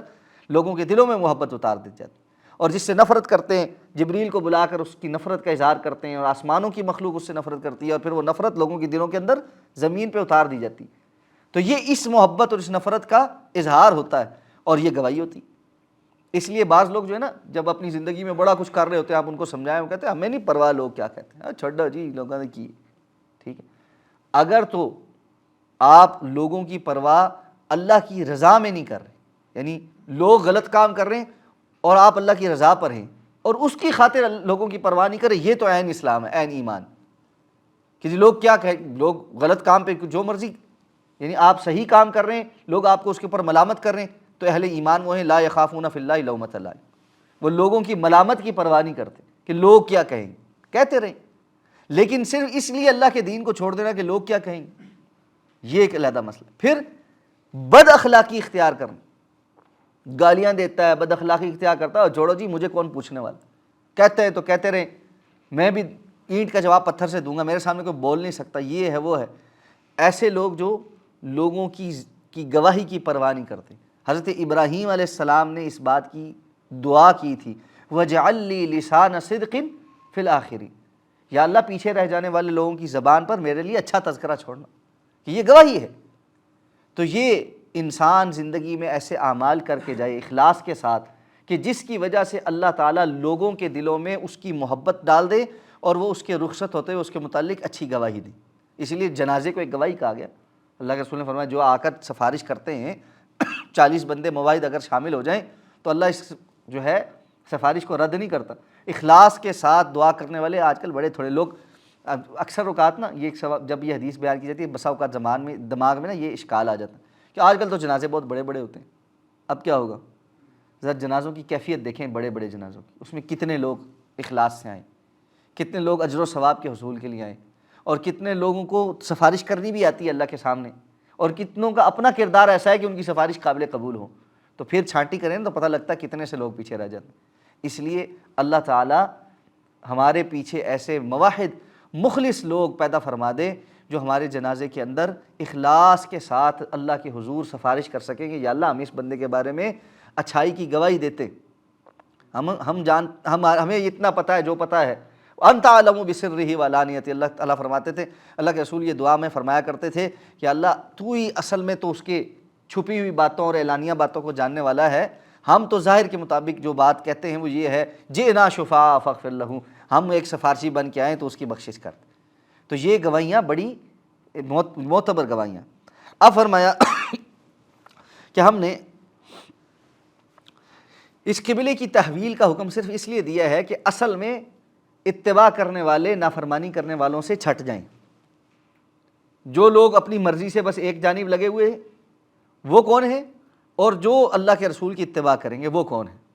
ان کو اس بات سے کوئی مقصد نہیں ہے کہ پہلے کس طرح رخ تھا اب کس طرح رخ ہے، ان کو اس بات سے مقصد ہے اللہ اور اللہ کے رسول کی اطاعت اور فرمانبرداری کس بات میں۔ تو اس لیے فرمایا یہ اس بات پر عمل کرنا مشکل تھا سوائے ان کے جن کو اللہ نے ہدایت دی۔ پہلے مشکل تھا مکہ کے لوگوں کے لیے کہ وہ بیت اللہ کے رہائشی ہونے کے باوجود مسجد جو اقصیٰ کو اور بیت المقدس کو جو ہے وہ قبلہ تسلیم کر رہے تھے، دل کے اندر خواہش تو تھی نا کہ بیت اللہ ہو۔ اچھا جب یہ حکم آ گیا تو یہود میں سے جو لوگ مسلمان ہو چکے تھے اب ان کے لیے تھوڑا سا امتحان آ گیا کہ بیت المقدس کی ایک تعظیم پہلے سے ان کے دل کے اندر موجود تھی، تو اب وہ اس کو چھوڑ کر بیت اللہ کی طرف رخ کریں، تو دو طرفہ یہ امتحان ہر ایک کے لیے ہوا، لیکن الا علی الذین ھدی اللہ، سوائے ان لوگوں کے جن کو اللہ نے ہدایت عطا فرمائی۔ اب فرمایا وما کان اللہ لیضیع ایمانکم، اللہ تمہارے ایمان کو ضائع نہیں کرنے والا۔ حضرت براء رضی اللہ تعالیٰ عنہ فرماتے ہیں جب تحویل قبلہ کا حکم آیا نا تو ہمیں یہ اشکال پیدا ہو گیا کہ جو لوگ پہلے مر گئے اور وہ نمازیں بیت المقدس کی طرف پڑھتے رہے، قبلہ ہی بدل گیا، ان کی نمازوں کا کیا ہو؟ قبول ہی نہیں ہوں گی، وہ تو قبلے سے ہٹ کر انہوں نے پڑھی ہیں۔ تو اس پر یہ آیت کا حصہ نازل ہوا وما کان اللہ لیضیع ایمانکم، اللہ تمہارے ایمان کو ضائع نہیں کرنے والا، جو اعمال تم پہلے کر چکے ہو اس کو اللہ رب العزت نے ضائع نہیں کرنا، وہ اجر ثابت موجود ہے، کیونکہ اس وقت اللہ کا ہی حکم تھا اس طرف رخ کر کے نماز پڑھو۔ اچھا یہاں پر ایک باریک نکتہ بعض مفسرین نے بیان کیا ہے کہ یہاں لیضیع ایمانکم، مفسرین اس بات پر متفق ہیں کہ اس یہاں پر ایمان سے مراد نماز، اور چونکہ نماز ایمان کا حصہ ہی ہے اس لیے تو وہ لوگ جو صرف یہ کہتے ہیں کہ ایمان ایک مجرد تسلیم کرنے کا یا کیفیت کا نام ہے اور عمل کا اس سے کوئی تعلق نہیں، اور نہ ایمان گھٹتا بڑھتا ہے، ٹھیک ہے، تو یہ ان کا رد ہے کہ اللہ رب العزت نے قرآن مجید میں بھی متعدد جگہوں پر اعمال کو ایمان کے اندر ہی داخل کیا ہے، اور امام بخاری رحمۃ اللہ علیہ اسی لیے اس پر باب بھی یہی قائم کرتے ہیں کہ عمل صالح جو ہے وہ ایمان کے اندر داخل ہے۔ ان اللہ بالناس لرؤوف الرحیم، یقینا اللہ لوگوں کے ساتھ بڑا ہی شفقت والا معاملہ کرنے والا، رحم والا معاملہ کرنے والا ہے، کہ اگر کوئی بندہ اللہ کے کسی حکم پر پہلے عمل کرتے ہوئے فوت ہو گیا اور بعد میں وہ حکم بدل گیا تو ایسا نہیں ہے کہ اللہ اس کا عمل ضائع فرما دیں گے۔ اب فرمایا قد نری تقلب وجهک فی السماء، اب کھل کے وہ بات واضح ہو رہی ہے کہ ہم آپ کے چہرے کو بار بار آسمان کی طرف اٹھتے ہوئے دیکھتے تھے، کہ آپ چاہتے تھے دلی طور پر کہ قبلہ جو ہے وہ بیت اللہ ہو جائے، فَلَنُوَلِّيَنَّكَ قِبْلَةً تَرْضَاهَا، تو ہم آپ کو اس قبلے کی طرف ضرور پھیر دیں گے جسے آپ پسند کرتے، جس سے آپ راضی۔ فَوَلِّ وَجْهَكَ شَطْرَ الْمَسْجِدِ الْحَرَامِ، تو پس آپ مسجد حرام کی طرف اپنے چہرے اپنے رخ کو پھیر لیجیے۔ ان آیات میں آگے رسول اللہ صلی اللہ علیہ وسلم کو ڈائریکٹلی 3 مرتبہ اور مومنین کو 2 مرتبہ تاکیداً اس بات کا حکم دیا گیا ہے کہ آپ اپنے چہرے کو بیت اللہ کی طرف پھیر لیجیے، اب اپنا رخ بیت اللہ کی طرف کر لیجیے۔ یہ تاکید کے لیے بھی ہے اور اس لیے کہ پروپیگنڈا بہت ہو رہا تھا، تو بار بار تاکید، تاکہ یہ بات ثابت ہو جائے اور لوگوں کے دل کے اندر کوئی ابہام نہ رہے کہ یہ حکم صرف رسول اللہ صلی اللہ علیہ وسلم کے لیے ہے، باقی امت کے لیے نہیں ہے، یہ تو آپ کو راضی کرنے کے لیے کہا گیا ہے۔ تو اس لیے ساتھ میں کہا گیا کہ تم لوگ بھی وَحَيْثُ مَا كُنْتُمْ، تم جا کر کہیں پہ بھی ہو، فَوَلُّوا وُجُوهَكُمْ شَطْرًا، تم بھی اپنا رخ جو ہے وہ اب اس جانب کر لو۔ وَإِنَّ الَّذِينَ أُوتُوا الْكِتَابَ لَيَعْلَمُونَ أَنَّهُ الْحَقُّ مِنْ رَبِّهِمْ، جو لوگ پہلے کتاب دیے گئے یعنی یہود و نصارہ، وہ علم رکھتے ہیں کہ یہ بات حق ہے، وہ یہ جانتے تھے اپنی کتابوں کے ذریعے سے کہ جو آخری نبی آئیں گے ان کا قبلہ بیت المقدس کے بجائے بیت اللہ ہوگا، لیکن اصل میں وہ بہت ساری باتیں چھپاتے ہیں۔ وَمَا اللَّهُ بِغَافِلٍ عَمَّا يَعْمَلُونَ، لیکن اللہ غافل نہیں ہے جو وہ کر رہے ہیں، جو وہ اپنی اس بات کو چھپا رہے ہیں، تو یہ بات ان کے چھپانے سے چھپنے والی نہیں ہے، یا یہ کہ وہ اپنے دل کے اندر بات چھپا لیں اور مسلمانوں کو طنز کا نشانہ بناتے رہیں کہ تمہارا قبلہ کیوں بدل گیا، حالانکہ ان کو پہلے سے پتہ ہے کہ جو آخری نبی آئیں گے اور ان کی امت کا قبلہ بیت اللہ ہوگا۔ تو آپ نے اللہ تعالیٰ نے فرمایا کہ اب اگر یہ 100 دلیلیں بھی مانگیں اور آپ ان کے پاس دلیلیں لے کر آتے جائیں، بِكُلِّ آیَةٍ، آپ ہر قسم کی ان کے پاس نشانی لے آئیں، مَا تَبِعُوا قِبْلَتَكَ، یہ آپ کے قبلے کی اتباع نہیں کریں، یہ اس میں اختلاف ہی کریں۔ اور اسی طرح وَمَا أَنْتَ بِتَابِعٍ قِبْلَتَهُمْ، اب آپ بھی ان کے قبلے کی اتباع نہیں کریں کیونکہ اللہ کا حکم جو بدل گیا ہے۔ تو فرمایا یہاں تک کہ وَمَا بَعْضُهُمْ بِتَابِعٍ قِبْلَةَ بَعْضٍ، ان میں سے بعض ایک دوسرے کے قبلے کی اتباع نہیں کرتے، یعنی یہود و نصارہ باوجود بیت المقدس کی طرف رخ کرنے کے، یہود کا قبلہ صخرہ ہے اور عیسائیوں کا قبلہ اس کی مشرقی جانب ہے، یعنی یہود اور نصارہ کا قبلہ بھی بیت المقدس کی جانب ہونے کے باوجود 2 علیحدہ مقام، تو یہ آپس میں بھی ایک دوسرے کی قبلے کی اتباع نہیں کرتے۔ تو فرمایا وَلَئِنِ اتَّبَعْتَ أَهْوَاءَهُم مِّن بَعْدِ مَا جَاءَكَ مِنَ الْعِلْمِ إِنَّكَ إِذًا لَّمِنَ الظَّالِمِينَ، علم آ جانے کے بعد اگر آپ ان کی خواہشوں کے پیچھے چلتے جائیں گے پھر تو یہ ظلم کہ یہ چاہتے ہیں کہ قبلہ نہ بدلے تو ہم چلو رخ بدل لیتے ہیں، جس طرح آج پوری دنیا جو ہے وہ بہت سارے دین کے معاملات کا رخ بدلنے کی کوشش کرتی ہے، اس لیے کہ جی اقوام عالم جو ہے اس کو پسند نہیں کرتی، ناپسند کرتی۔ دین اس بات کا اعلان کرتا ہے کہ لکم دینکم ولی دین۔ جی میرا سوال یہ تھا کہ آج بھی کیا یہود قبلہ وہی تسلیم کرتے ہیں جو پہلے وہ کرتے تھے؟ ہاں، اپنا ان کا وہ تو اسی طرح رخ کر کے وہ کرتے، وہ تو دیوار گریہ ہے نا، اس کا کیا ہے؟ اس کا وہ یہ ہے کہ وہ ہیکل سلیمانی کی آخری نشانی ہے، یعنی آپ نعوذ باللہ یہ سمجھیں کہ اگر بیت اللہ منہدم ہو جائے اور اس کی کوئی ایک دیوار کا کچھ آثار باقی رہ جائیں اور وہاں جا کر ہم اپنے گناہوں کی کیا رونا دھونا شروع کریں، تو یہ کیفیت ہے وہ، یعنی ہیکل سلیمانی جو تباہ برباد ہو گیا، وہ سمجھتے ہیں کہ یہ اس کی آخری نشانی کے طور پہ یہ موجود ہے، اور یہاں پر جب تک ہم اپنے ندامت کے آنسو نہیں بہائیں گے تو اللہ ہم سے راضی نہیں ہوگا۔ اب تک وہ اس وقت سے لے کر آج تک اس لیے وہاں جا کے روتے ہیں کہ اللہ ہم سے ناراض ہے، اور ہم جس دن رو رو کے اللہ کو راضی کر لیں گے تو اس دن یہ ہیکل دوبارہ تعمیر ہو جائے، تو اس وقت تک انہوں نے وہاں رونا ہے، اور اللہ نے ان کی قسمت میں رونا لکھ دیا ہوا ہے انشاءاللہ۔ اب فرمایا کہ جس طرح یہ قبلے کو جانتے ہیں، صرف قبلے کی بات ہی نہیں ہے کہ یہ قبلے کے انکاری ہیں، یہ تو آپ کے بھی انکاری ہیں نا، اللہ کے رسول کے بھی انکاری ہیں۔ تو الذین آتیناہم الکتاب، جن کو ہم نے کتاب دی ہے، یعرفونہ کما یعرفون ابناءہم، وہ ان کو ایسے جانتے ہیں جیسے اپنے بیٹوں کو بندہ پہچانتا ہے، کوئی ابہام نہیں ہے۔ ایمان نہ لانے کی وجہ یہ نہیں ہے کہ ان کو کوئی شک شبہ ہے کہ یہ اللہ کے نبی نہیں ہیں، ساری نشانیاں ان کو پتہ تھی، اور یہی وجہ ہے کہ آپ دیکھتے ہیں کہ یہود جو ہے ان ساری نشانیوں کو قریب پاتے ہوئے اوس اور خزرج کو یہ کہا کرتے تھے کہ آخری نبی آنے والے اور ہم ان پر ایمان لے آئیں، صرف ان کا یہ تھا کہ وہ ہوں گے بنی اسحاق میں سے۔ جب وہ دیکھا کہ بنی اسماعیل میں سے ہیں تو انہوں نے انکار کر دیا۔ اسی طرح حضرت سلمان فارسی رضی اللہ تعالیٰ عنہ کا جو واقعہ ہے، اس میں عیسائی راہبوں نے حضرت سلمان فارسی رضی اللہ تعالیٰ عنہ کو جب مدینہ کے علاقے کی ساری جو نشانیاں بتائیں تو اللہ کے رسول صلی اللہ علیہ وسلم کی بھی نشانیاں بتائیں کہ آپ صلی اللہ علیہ وسلم ایسے کھجوروں والے علاقے میں اس طرح کی سرزمین میں ہوں گے، آپ ہدیہ قبول کریں گے، صدقہ قبول نہیں کریں گے، آپ کے کندھوں کے درمیان مہر نبوت ہوگی۔ حضرت سلمان فارسی یہ ساری باتیں سنتے ہوئے لوگوں سے پتہ کرتے کراتے مدینہ تک پہنچے تھے کہ یہ وہ جگہ ہے جہاں پر اللہ کے رسول آئیں گے۔ تو وہ نشانیاں ساری پتہ تھیں ان کو، اور وہ ساری نشانیاں سینہ بسینہ آگے منتقل ہوتی تھی۔ تو آپ صلی اللہ علیہ وسلم کو بھی پورے طریقے سے یہ پہچانتے تھے۔ اور اس کے بعد اللہ تعالیٰ نے فرمایا وَإِنَّ فَرِيقًا مِّنْهُمْ لَيَكْتُمُونَ الْحَقَّ وَهُمْ يَعْلَمُونَ، لیکن ان میں سے ایک گروہ ایسا ہے جو حق کو چھپاتا بھی ہے جبکہ وہ جانتے ہیں۔ فریق اس لیے کہا کہ بہت سارے ان میں سے ایسے تھے جو ایمان بھی لائے، عبداللہ ابن سلام، ابی بن کعب احبار، اور اسی طرح صہیب رومی، یہ سارے وہ تھے جو پہلے اہل کتاب میں سے تھے لیکن اسلام بھی انہوں نے قبول کیا۔ تو سارے کے سارے من جملہ ایک جیسے نہیں ہیں، بلکہ ان میں کچھ لوگ ہیں جو حق کو چھپاتے ہیں اور وہ زیادہ تعداد میں۔ تو فرمایا الحق من ربک، اب آپ یہ بات بالکل واضح سمجھ لیں کہ آپ کا آنا بھی اور قبلے کا بدلنا بھی یہ آپ کے رب کی طرف سے حق ہے۔ فلا فتکونن من الممترین، تو ہرگز آپ شک کرنے والوں میں سے نہ ہوں۔ رسول اللہ صلی اللہ علیہ وسلم کو تو کوئی شک نہیں تھا۔ تو بہت زیادہ قرآن مجید کا یہ اسلوب ہے کہ وہ آپ کو مخاطب کر کے امت کو مخاطب کرتا ہے۔ تو اس سے یہ پتہ چلتا ہے کہ پروپاگینڈا جو ہوتا ہے نا وہ کتنا خطرناک ہوتا ہے، کہ تحویل قبلہ کے معاملے میں اتنی تاکید در تاکید، پھر ان کے جو پروپاگینڈے کا جواب، پھر اللہ تعالیٰ بار بار یہ ساتھ باتیں بیان کر کے تو دلائل دے دے کر ساتھ یہ سمجھاتے ہیں، پھر آخر میں کہتے ہیں کہ یہ آپ کے رب کی طرف سے حق ہے، شک میں نہیں پڑو۔ کہ پروپاگینڈا جو ہے نا، باتیں لوگوں کی، وہ انسان کا دماغ خراب کر ہی دیتی۔ اس لیے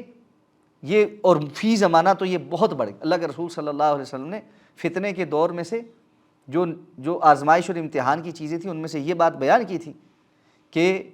ایسا وقت آئے گا کہ سچا جھوٹا اور جھوٹا سچا تصور ہو،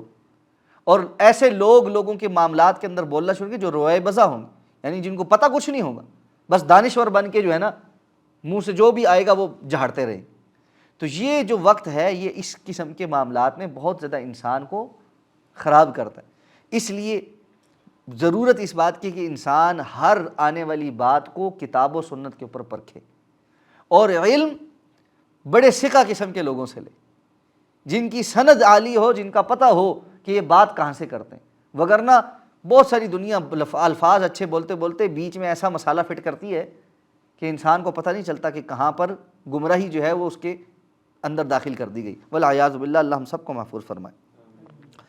فرمایا اب ہر ایک کے لیے ایک سمت ہے، یعنی اللہ رب العزت نے تو بتا دیا لیکن ہر کسی نے اپنی ایک سمت متعین کی ہوئی ہے، اور وہ اس کی طرف لگ کر جو ہے نا سمجھتا ہے کہ میں بڑا خیر کا کام کر رہا ہوں۔ اللہ نے فرمایا اصل بات یہ نہیں ہے، اصل بات یہ فاستبقوا الخیرات، نیکی کی طرف آگے بڑھو۔ یہ بحث مباحثے میں، پوائنٹ سکورنگ میں ایک دوسرے سے آگے بڑھنا، یہ کوئی آگے بڑھنا نہیں۔ نیکی کے کاموں میں آگے بڑھنا ہے۔ اسی لیے دوسری قرآن میں فرمایا لیس البر ان تولوا وجوہکم قبل المشرق والمغرب، صرف یہ نیکی نہیں ہے کہ تم مشرق و مغرب کی طرف اپنا منہ کر لو، ولکن البر من آمن باللہ والیوم الآخر واقام الصلاۃ، پوری تفصیل دی کہ جو نیکی تو یہ ہے جو اللہ پر اور آخرت پر ایمان لائے، نماز قائم کرے، اللہ اور اللہ کے رسول کی اطاعت فرمانبرداری کرے، جو احکامات دیے گئے وہ پورے کرے۔ تو فاستبقوا الخیرات اینما تکونوا یأتی بکم اللہ جمیعا، تم کہیں پر بھی ہوگی اللہ تم سب کو لے آئے قیامت کے روز۔ تم میں سے کون کیا کرتا رہا، کس جگہ رہا، اس نے کس منہج کو اختیار کیا اور کہاں پر مرا، یہ کوئی معنی نہیں رکھے گا۔ اللہ جو جہاں تھا اس کو وہاں سے اٹھا کے لے آئے گا، اور یہ کوئی اللہ کے لیے مشکل نہیں۔ ان اللہ علی کل شیء قدیر۔ اس لیے اب اللہ کے حکم کی پابندی کرو۔ لوگ اپنی مرضیاں کریں گے، تم اللہ کے حکم کی پابندی کرو۔ تاکیداً پھر کہا آپ جہاں سے بھی نکلیں مسجد حرام کی طرف رخ کر لیں، اور یہی آپ کے رب کی طرف سے حق ہے، اور اللہ رب العزت جو کچھ تم عمل کرتے ہو اس سے غافل نہیں۔ یعنی تم سفر میں ہو، حضر میں ہو، کسی بھی جگہ ہو، دنیا کے کسی خطے میں ہو، اپنا رخ بیت اللہ کی طرف کر لو۔ ہاں اگر کسی کو ایسی جگہ پر مشکل ہو جائے جہاں پر قبلے کی طرف کا تعین کرنا اس کے لیے پاسبل نہ رہے، تو فَأَيْنَمَا تُوَلُّوا فَثَمَّ وَجْهُ اللَّهِ، جہاں پر بھی تمہارا چہرہ ہوگا ہر طرف اللہ رب العزت ہی کا چہرہ ہے، اللہ رب العزت تمہاری نماز کو قبول کرے گا۔ اسی طرح بعض اضطراری حالات میں بھی جو ہے وہ قبلے سے رخ پھیرا جا سکتا ہے، جیسے خوف کی نماز ہے، جنگ کی حالت کی نماز ہے، اس میں قبلے سے ہٹ کر بھی نماز پڑھی جا سکتی ہے۔ لیکن یہ بات سمجھ لیں، یعنی جنگ کی حالت میں، خوف کی حالت میں قبلہ رخ نہ بھی ہو پھر بھی نماز ٹھیک ہے، لیکن نماز پھر بھی پڑھنی، نماز کی چھٹی نہیں، نماز تھوڑی پڑھ لو، یعنی اس میں تقصیر ہو سکتی ہے، سفر میں قصر ہو سکتی ہے، مرض میں اشارے سے ہو سکتی ہے، وضو نہیں ہو سکتا تو تیمم سے ہو سکتی ہے، غسل نہیں ہو سکتا تو تیمم سے ہو سکتی ہے، کچھ بھی ہو جائے، ہوش حواس قائم ہے تو نماز پڑھنی، نماز چھوڑنے کا کوئی تصور۔ اس لیے سواری پر ہو، کسی چیز پر ہو، نفل نماز پڑھنی ہے، پڑھنی پڑے گی، چاہے قبلے کی طرف رخ نہ ہو۔ تو اللہ کے رسول صلی اللہ علیہ وسلم کے متعلق آتا ہے کہ آپ نفل نماز تب پڑھ لیتے تھے کہ ایک مرتبہ اپنی سواری کا رخ قبلہ رخ کرتے اور نیت باندھ لیتے، اس کے بعد سواری جس طرف مرضی رخ پھیر لیتی، آپ نماز پڑھتے رہتے تھے۔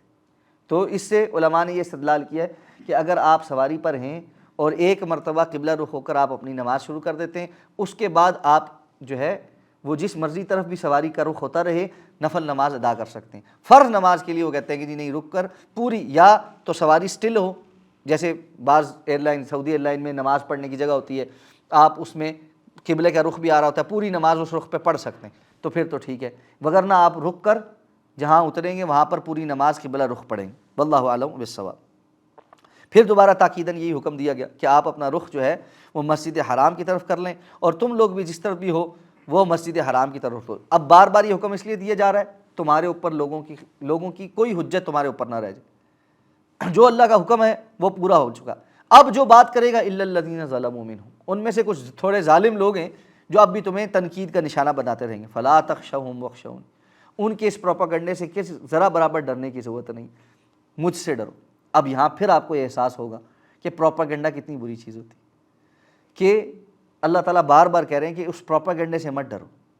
واخشونی، صرف میرا ڈر اختیار کرو۔ تو اہل ایمان کا جو خاصہ ہے نا وہ یہ ہے کہ وہ لوگوں کی باتوں سے ڈرنے کے بجائے اللہ سے ڈرنے والے ہوتے ہیں۔ اللہ ہمیں ایسا ڈرنے والا بنا دے۔ اس کا نتیجہ کیا ہوگا؟ وَلِأُتِمَّ نِعْمَتِي عَلَيْكُمْ، تم جب اس طرح کرو گے میں تمہارے اوپر نعمت تمام کروں گا، اور یہ نعمت تمام ایک تو دین کے تمام ہونے کی صورت میں ہو گئی، اليوم اکملت لکم دینکم واتممت علیکم نعمتی، کہ میں تمہارے لیے اس دین کو آج میں نے مکمل کر دیا، نعمت تمام ہو گئی، اور اسلام کو دین مان کر تمہارے لیے راضی ہو گیا، تو یہ نعمت تمام ہوئی۔ اور دوسرا، جب بندہ اللہ رب العزت سے اس کی خاطر ثابت قدمی اختیار کرتا ہے، لوگ جو مرضی کہتے رہیں، برا بھلا کہتے رہیں، افی زمانہ بڑے بڑے القابات دیتے ہیں، بہت کچھ سننے کو مل جاتا ہے، اور جب آپ استقامت اختیار کریں کہتے ہیں یار تم نے نا اپنی باری بہت کچھ بنا لیا ہے، آپ خاندان میں شادی بیاہ میں استقامت اختیار کرنے کی کوشش کریں اور کہیں کہ جی ہم فضولیات میں شریک نہیں ہوں گے، تو کہیں گے یار ایک تو نا تم مولویوں نے دین بڑا سخت بنایا، ہنسنے کھیلنے کا ٹائم ہے، خوشی کا ٹائم ہے، تھوڑا بہت کچھ نہ کچھ ہو جاتا ہے، کون سا کوئی کفر کرنے لگے وہاں، تم نہ بس مولوی ہو گئے۔ اچھا، آپ غمی میں کوئی بات کرنے لگے، وہ کہتے ہیں یہ موقع نہیں ہے بات کرنے کا، آپ لوگوں نے پھڈا ہی بنا لیا ہے، اختلاف ہی کرتے رہتے ہیں، ایک مولویوں نے اپنے ہر چیز میں اختلاف ہے۔ بھائی آپ یہ دیکھیں کہ جو بات بتائی جا رہی ہے وہ کتاب و سنت کے مطابق ہے یا نہیں ہے، تو یہ سب کچھ سننا پڑتا ہے۔ اب کتنی دنیا ایسی ہے جو اس سب کچھ کو نہ سننے کے لیے سب حرام پہ چل، سب حرام، شادی بیاہ میں بھی مکس گیدرنگز بھی ہیں، مہندیاں بھی ہو رہے ہیں، ڈانس بھی ہو رہے ہیں، اور جو ہے نا ہر قسم کی فضولیات بھی ہو رہے ہیں، پھر جہیز اور برات اور فلاں فلاں کے نام پر جو کچھ خرافات ہے، اور بری کے نام پہ جو خرافات ہے، وہ سب کچھ ہو رہا ہے۔ منگنیوں کے فنکشن اب ایسے ہو رہے ہیں کہ شادیوں سے زیادہ خرچے ہو رہے ہیں، اور اس سب میں صرف اس لیے چھپے کیا کہیں جی لوگ کیا کہیں گے۔ کتنے لوگ میں جانتا ہوں، چلو یہ تو امیروں کے چونچلے ہیں، وہ لوگ کہتے ہیں امیروں کے چونچلے، غریب کیا کر رہے ہیں؟ غمیوں پہ 7، 30، 40ویں اور ان سب کے نام پر مانتے ہوئے کہ جی اس کی کوئی حیثیت نہیں ہے، پھر بھی کر رہے ہیں جی لوگ کیا کہیں، لوگ کیا کہیں۔ وہ ہماری ایک نصاب کی کتاب میں ایک مضمون بھی تھا اس پہ، مجھے یہ شاید یاد پڑتا ہے 6ٹھی 7ویں 8ویں میں کسی میں اردو کی کتاب میں نا، کہ ایک بندہ تھا جس نے نا جس کی والد فوت ہو گیا، اب بیچارہ غریب آدمی تھا، اس نے قرضہ لے کر جو ہے وہ اس کی یہ ساری رسومات ادا کی، تھوڑا ہی عرصہ گزرا تھا، ابھی اس کا یہ پچھلا قرضہ نہیں اترا تھا کہ اس کی والدہ فوت ہو گئی۔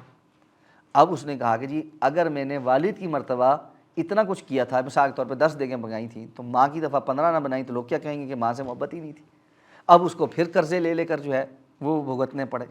اور ہمارے ہاں رواج تو اور بھی بہت عجیب عجیب سے ہیں. یعنی ہم اتنے عجیب لوگ ہیں. ایک گھرانے کے ساتھ ہم رشتہ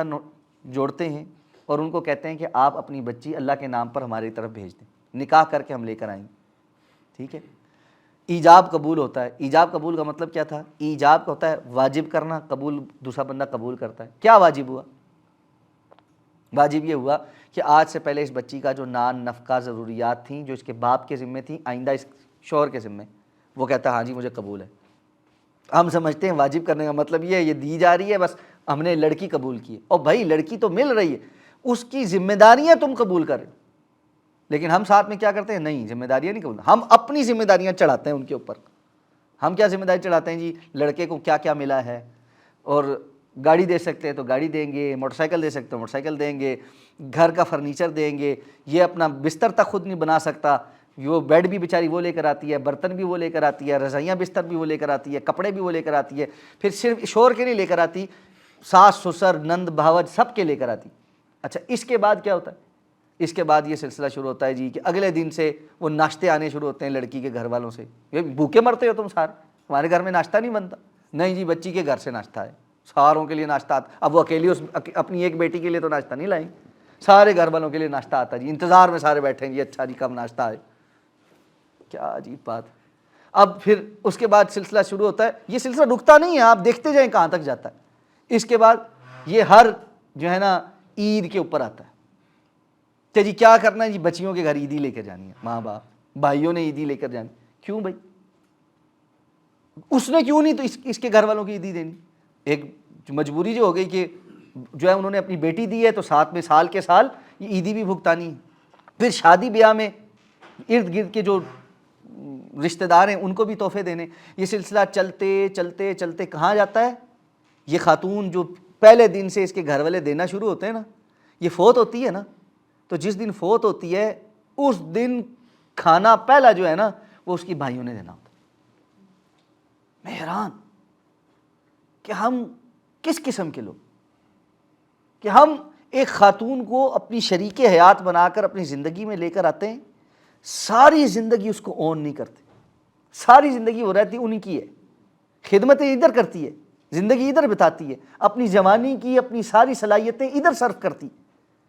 اس کے ماں باپ کی خدمتیں کرتی, اس کے خاندان والوں کی خدمتیں کرتی, اس کی خدمتیں کرتی, اس کی اولاد کو پرورش پروان چڑھاتی ہے, سب کچھ کرتی ہے. اونرشپ اس کی نہیں ہے, اونرشپ اس کی نہیں ہے. جیسے ہی کوئی بات ہو جائے اونرشپ پچھلے والوں کی. اچھا اولاد پیدا ہونے لگی ہے جی بھیج دو میکے, کیا ہوگا جی؟ وہاں اسپتال میں ڈیلیوری ہوگی, سارا خیال وہ لوگ کریں گے, یہاں خیال کرنے والے نہیں. ادھر ہاتھ ٹوٹے ہوئے ہیں ساروں, یہ اس صاحب کے خود ہاتھ ٹوٹے ہوئے ہیں. بھائی تمہاری نہیں اولاد ہو رہی, تم نے نہیں خیال کرنا. وہ جی سارے کے دن 40 دن جو ہے نا سارے بیماری کے وہ ماں کے گھر بیچاری گزار کے آتی, اور سارا خرچہ بھی ہر چیز بھی اکثر اوقات وہی کر رہے ہو. پھر ان بچوں کی ذمہ داریاں, پھر یعنی آپ یہ دیکھیں کہ ہم نے اپنے معاشرے میں شریک حیات کو کیا اونرشپ دی. تو اگر یہ سلسلہ ہمارا ہے تو پھر جب لنڈے کے لبرل ہماری شادی شدہ جو ہمارا جو ایک جو ہم نے انسٹیٹیوشن بنایا ہے نکاح کا, اس کو تنقید کا نشان بناتے ہیں تو غلط بناتے ہیں. یہ ہماری قصور ہے نا, اسلام نے تو نہیں دیا اس کا یہ نظام. اسلام نے تو ایجاب اور قبول کہا تھا, پہلے دن سے اس کے اوپر واجب کیا تھا, اور نان نفقہ ذمہ داری لگائی تھی, اور خاتمے میں کیسا کہا تھا؟ بالمعروف, معروف طریقے کے ساتھ. اور حدیث میں صراحت ہے, جیسا خود کھاؤ ویسا کھلاؤ, جیسا خود پہنو ویسا پہناؤ, جہاں خود رہو وہاں رکھو. بتا دیا اللہ کے رسول صلی اللہ علیہ وسلم نے کہ تمہارا اور تمہاری بیوی کا لائف سٹائل ایک جیسا ہو, اور یہ تمہاری ذمہ داری, تم نے پورا کرنا. ٹھیک ہے, اگر تم خود, اللہ نے نہیں وسعت بہت زیادہ دی, جیسے خود رہتے ہو ویسے اس کو رکھو, کوئی اللہ نے فرض نہیں کیا کہ اس کو لیوش ہی رکھو, لیکن خود لیوش رہو, اس کو نہ رکھو. اپنے ساروں کے خرچے پورے ہوتے ہیں, لیکن اس کے خرچے کی باری آتی ہے تو وہ میکے والے پورے کریں گے, اس کی ساری ذمہ داریاں میکے والے پورے کریں گے, مرنے پہ اس کا کھانا بھی میکے والے دیں. یہ بھی عجیب بات, حالانکہ یہ کھانے کا کوئی تصور نہیں ہے. یہ نہیں ہے کہ مردوں نے دینا ہے یا اس کے شوہر نے بھی کھانا ہی کھلانا ہے سب کو, یہ کوئی تصور نہیں ہے. یہ جو فوتگیوں پہ بیٹھ بیٹھ کے کھانے کھلانے اور کھانے, یہ بھی ایک عجیب ہی مسئلہ ہے, اور اس کو بھی ختم ہونا چاہیے.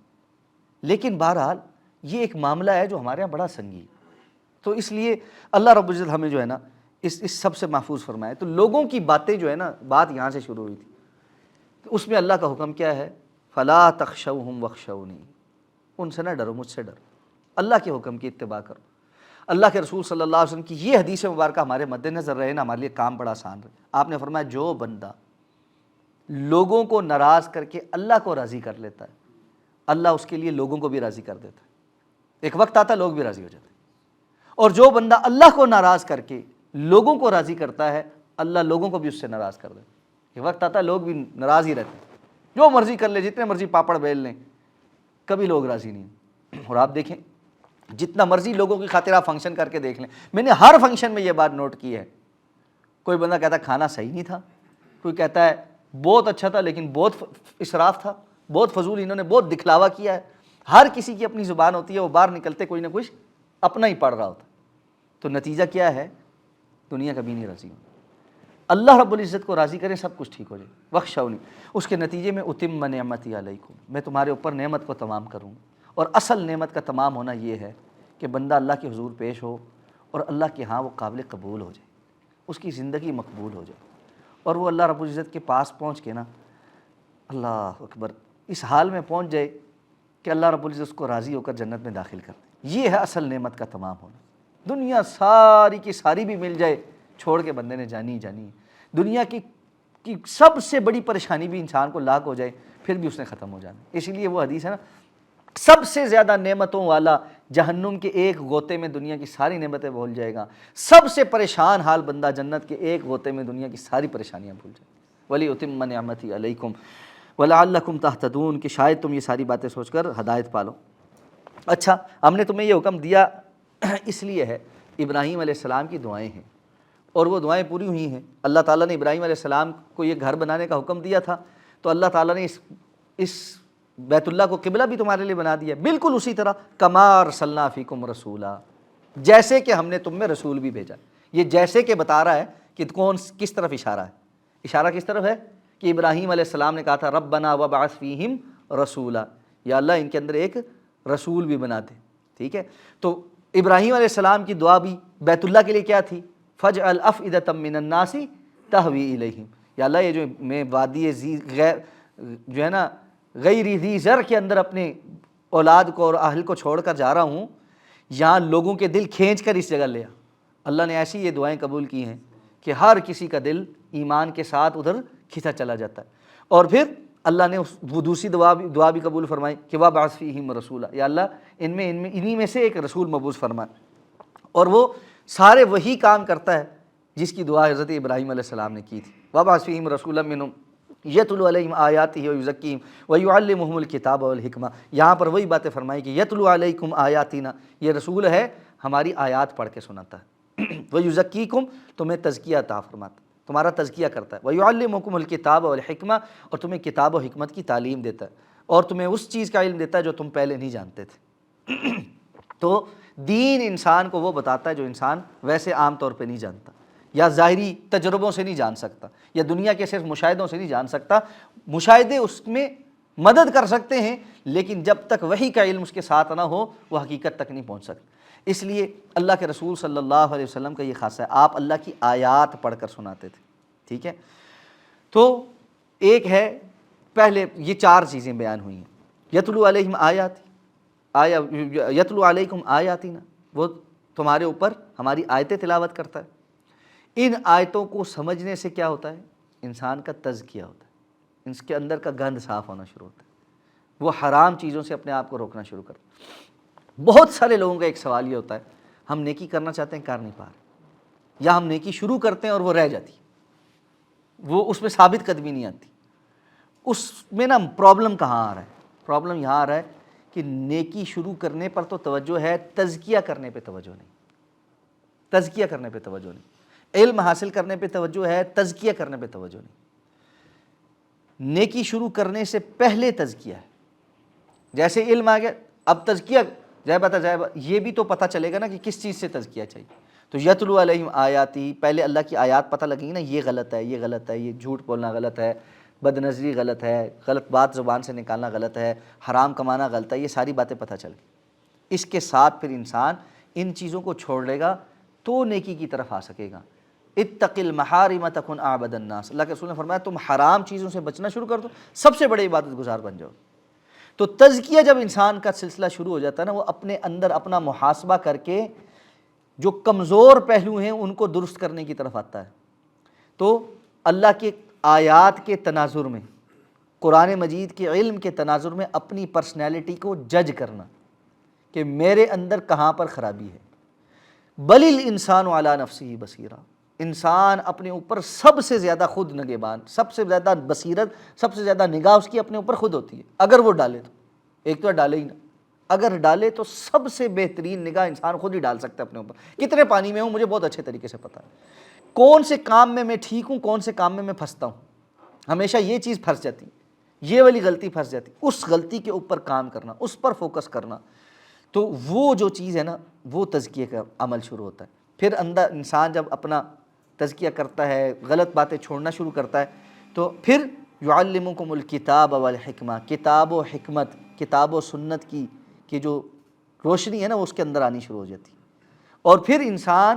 ثابت قدمی کی طرف آ جاتا ہے۔ تو یہ اس پیٹرن پہ چلتے ہوئے ثابت قدمی آ سکتی ہے۔ یہ نہیں ہو سکتا کہ بندہ جو ہے یہ کہے کہ جی میں شوگر کا علاج کر لوں گا، انسولین بھی لگا رہا ہے، گولیاں بھی ساتھ کھا رہا ہے، اور ساتھ میں شوگر کے پھکے بھی مار، چینی کے پھکے بھی مار۔ نہیں ہو سکتا۔ میں اور آپ سیدھی سیدھی بات کہیں یار بیوقوفی ہے، مٹھائیوں پہ مٹھائیاں کھاتے ہو، حلوے پہ حلوے چڑھاتے ہو، اور ساتھ میں کہتے ہو جی میں نے انسولین پوری شیشی بھی لگائی ہے، میری شوگر کنٹرول نہیں ہوتی۔ یہ سیدھی سی بات ہے، آپ کو کچھ چیزیں ترک کرنی ہوتی ہیں اور کچھ چیزیں اختیار کرنی ہوتی ہیں۔ یہ تزکیے کا عمل ہے۔ تو مجھے اور آپ کو بھی یہ دیکھنا ہے، ہماری زندگی میں اگر ثابت قدمی نہیں آ رہی نا، ہماری زندگی میں بار بار فتنے ہمارے لیے کھڑے ہو جاتے ہیں، ہمارا دین سٹیک پہ آ جاتا ہے نا، ہمارے لیے مسئلے بن جاتے ہیں حلال حرام کو کے درمیان تمیز کرنے ہوئے، تو پھر ہم تزکیے کی جانب نہیں آ رہے، ہم اپنی پرسنالٹی میں ان چیزوں کو فوکس نہیں کر رہے جو ہمارے لیے مسائل بناتی ہیں، ان کو فوکس کریں، ان کی اصلاح کی کوشش کریں، تو انشاءاللہ العزیز معاملات آسان ہو جائیں گے۔ اللہ رب العزت سے اس دعا کے ساتھ اللہ تعالیٰ ہمیں سمجھ کر عمل کرنے کی توفیق عطا فرمائے۔ سبحانک اللہم و بحمدک، نشہد ان لا الہ الا انت، نستغفرک و نتوب الیک۔